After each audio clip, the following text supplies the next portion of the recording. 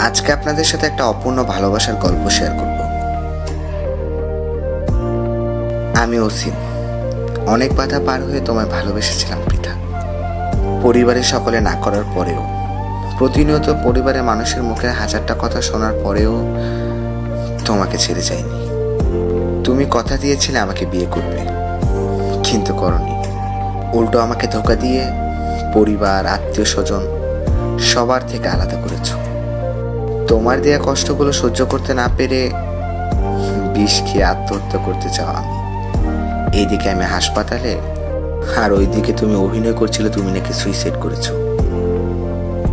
তার কিছুক্ষণ পরেই ফেসবুকে তুমি অ্যাক্টিভ, সবার সাথে মজা করতেছো, আনন্দ করতেছো, আড্ডা দিতেছো, অথচ আমি এইখানে একা পড়ে আছি। কেন ঠকাইলা পৃথা তুমি আমাকে?